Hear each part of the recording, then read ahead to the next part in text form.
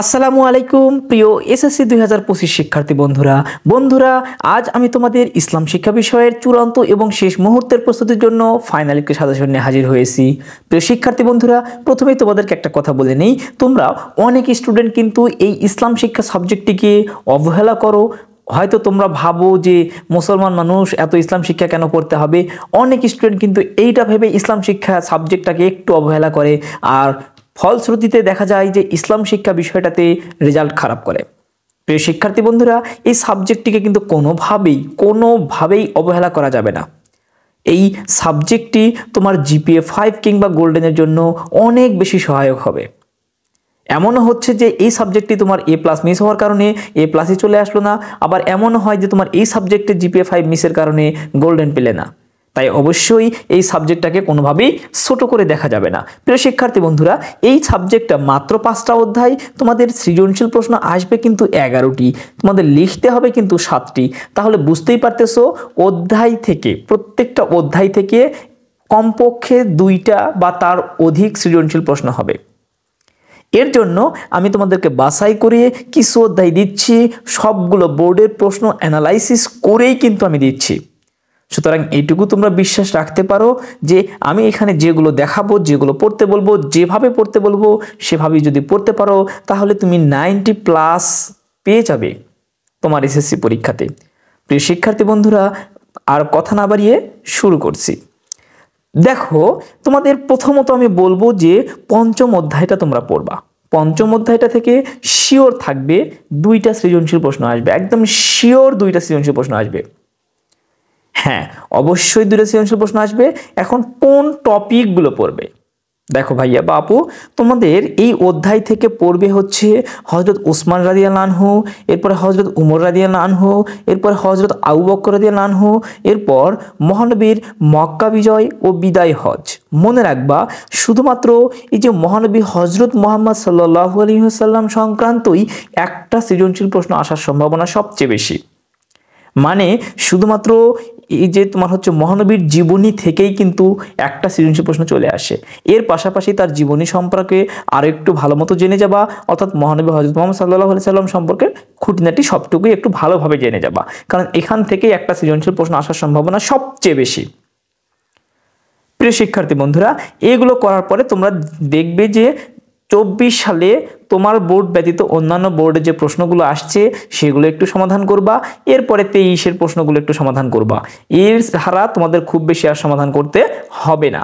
এবার দেখো, তোমাদের অধ্যায় 2, দ্বিতীয় অধ্যায়ের নাম হচ্ছে শরীয়তের উৎস। এই যে শরীয়তের উৎস, এই অধ্যায়টি থেকেও কিন্তু 2টি সৃজনশীল প্রশ্ন অবশ্যই আসবে। হ্যাঁ, অবশ্যই আসবে, এখান থেকেও 2টা সৃজনশীল প্রশ্ন। এর জন্য তোমাদের কোনগুলো পড়তে হবে একটু ভালোভাবে খেয়াল করো। এখান থেকে তোমাদের পড়তে হবে, প্রথমত আমি এখানে সবচেয়ে বেশি গুরুত্বপূর্ণ এইবার মনে করতেছি হচ্ছে সূরাগুলো। দেখো, এখানে আমি সূরা রেখেছি, সূরা আদ-দুহা, তারপরে সূরা আল-ইনশিরা, সূরা আল-মাউন। এই 3টা সূরা থেকেই আমার বিশ্বাস একটা সৃজনশীল প্রশ্ন আসবে এবার। এই 3টা সূরার মধ্যে যে কোনো একটা সূরা থেকে অথবা একের অধিক থেকে একটা সৃজনশীল প্রশ্ন এই বছর 2025 সালে প্রত্যেকটা বোর্ডে আসবে ইনশাআল্লাহ। আশা করছি এখান থেকে আসবেই। এরপরে দেখো, এর পাশাপাশি তোমরা হাদিস পড়বে। হাদিস 4 নম্বর, 6 নম্বর, 7 নম্বর, 8 নম্বর এবং 9 নম্বর। এই 5টা হাদিস যদি পড়তে পারো, এই 5টা হাদিস থেকে একটা সৃজনশীল প্রশ্ন অথবা 2টা সৃজনশীল প্রশ্ন এই 5টা হাদিস থেকে আসবে। তাই অবশ্যই এই হাদিসগুলোকে একটু বেশি গুরুত্ব দিয়ে ভালোভাবে পড়বে। এই অধ্যায়টা থেকে কিন্তু 2টা সৃজনশীল প্রশ্ন অবশ্যই কমন থাকবে। এরপরে দেখো বন্ধুরা, তোমাদের 4 নম্বর অধ্যায়, মোস্ট ইম্পর্টেন্ট একটা অধ্যায় হচ্ছে 4 নম্বর অধ্যায়।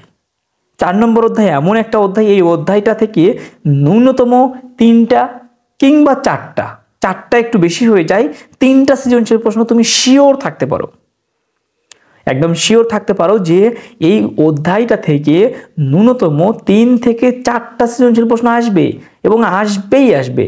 এই জন্য এই অধ্যায়ে আমি একটু টপিকও বেশি রেখেছি এবং এই অধ্যায়ে তোমাদের জন্য একদম স্পেশালি কিছু বোর্ড প্রশ্ন সাজেস্ট করতেছি। ইনশাআল্লাহ এগুলো থেকে বা এর বাহিরে আসবে না। দেখো কোনগুলো পড়বো, কিভাবে পড়বো। 4 নম্বর অধ্যায় হচ্ছে আখলাক। এখান থেকে তোমার টপিক পড়বে হচ্ছে আখলাকে হামিদা, আখলাকে জামিমা, তারপরে হচ্ছে ওয়াদা পালন, এরপরে হচ্ছে এখানে একটা হতো, এরপরে হচ্ছে সত্যবাদিতা, শালীনতা, আখলাকে জামিমা, এরপরে হচ্ছে প্রতারণা, গীবত, হিংসা, সুদ ও ঘুষ। এই টপিকগুলো পড়বা, এই টপিকগুলো একদম ভালোভাবে পড়ে নিবা। এই টপিকগুলো পড়ার পরে তোমরা পড়বা কোনগুলো? Dhaka board, Rajshahi board, Comilla board, Chittagong board 2024-এর প্রশ্ন। এই প্রশ্নগুলো সমাধান করলেই হবে। এর পাশাপাশি তোমরা পড়বা হচ্ছে ঢাকা বোর্ড 2023-এর প্রশ্ন, এরপরে পড়বা হচ্ছে সকল বোর্ড 2018-র প্রশ্ন, অর্থাৎ 2018 সালে পুরো বাংলাদেশে এক কোশ্চেনের পরীক্ষা হয়েছে, সেই প্রশ্নটা পড়বা। এরপরে তোমাদের হচ্ছে আমি মূলত এখান থেকেই 7টা সৃজনশীল আমার বিশ্বাস তুমি কমন পাবা। তবে আমি তোমাকে বলবো ভাইয়া, রিস্ক মুক্ত থাকতে তুমি আর একটা চ্যাপ্টার পড়ে যাবা, সেটা হচ্ছে যে হয় 1 নম্বর অথবা 2 নম্বর, এবং এখান থেকে সবগুলো টপিক না, জাস্ট হাতে গুনে কয়েকটা করে টপিক আমি তোমাকে 1 নম্বর অধ্যায় থেকে পড়তে বলবো। দেখো 1 নম্বর অধ্যায়, এই অধ্যায় থেকে আমি জাস্ট তোমাকে টপিকও দেইনি, আমি এখান থেকে তোমাকে কিছু সৃজনশীল প্রশ্ন সাজেস্ট করতেছি। 1 নম্বর অধ্যায় সেটা হচ্ছে আকাইদ ও নৈতিক জীবন। মনে রাখবা এই অধ্যায়টা থেকেও 2টা সৃজনশীল প্রশ্ন আসবে, একদম শিওর থাকো, এই অধ্যায়টা থেকেও 2টা সৃজনশীল প্রশ্ন আসবে। এই অধ্যায় থেকে তোমাদের পড়তে হবে হচ্ছে দেখো ঢাকা বোর্ড, তারপর চট্টগ্রাম বোর্ড, এরপর কুমিল্লা বোর্ড, এরপর বরিশাল বোর্ড, এগুলো 24-এর প্রশ্ন পড়বা। মানে হচ্ছে ঢাকা, চট্টগ্রাম, কুমিল্লা, বরিশাল বোর্ডের 2024 সালের প্রশ্নটা পড়বা। এরপরে তোমরা পড়বা হচ্ছে যশোর বোর্ড 2020-এর প্রশ্ন, যশোর বোর্ড 2020-এর প্রশ্ন পড়বা। এরপরে তোমরা পড়বা হচ্ছে ওয়াল বোর্ড 2018, মানে সকল বোর্ড 2018 সালের প্রশ্নটা পড়বা। তাহলেই তোমাদের এই অধ্যায় থেকে, অর্থাৎ 1 নম্বর অধ্যায় থেকে এর বাহিরে আর কিছু পড়তে হবে না। এখন এইগুলো গেল হচ্ছে সৃজনশীল প্রশ্নের জন্য। এখন আমাকে প্রশ্ন করতে পারো যে ভাইয়া এমসিকিউ এর জন্য কি করব? হ্যাঁ, আমি তোমাকে এমসিকিউ এর জন্য বলবো যে এমসিকিউ এর জন্য মূলত সাজেশন দেওয়াটা অনেক রিস্ক। এর জন্য এই অধ্যায়গুলো অবশ্যই ভালো মতো তো পড়বাই, তার পাশাপাশি চেষ্টা করবা তোমার স্কুল, তুমি যে বোর্ডের আন্ডারে আসো সেই বোর্ডের শীর্ষস্থানীয় স্কুলের প্রশ্নগুলো ভালোভাবে সমাধান করতে, এবং পুরো বাংলাদেশের যতগুলো শীর্ষস্থানীয় স্কুল আছে সেই স্কুলের টেস্ট পরীক্ষার প্রশ্নগুলো ভালোভাবে সমাধান করতে। এবং তার পাশাপাশি অবশ্যই যেটা করণীয় সেটা হচ্ছে যে বোর্ড প্রশ্ন, তুমি যদি স্কুলের প্রশ্নগুলো সমাধান নাও করো, মুখস্থ নাও করো, তারপরেও কিন্তু অবশ্যই বোর্ড প্রশ্নগুলো ভালোভাবে পড়বে।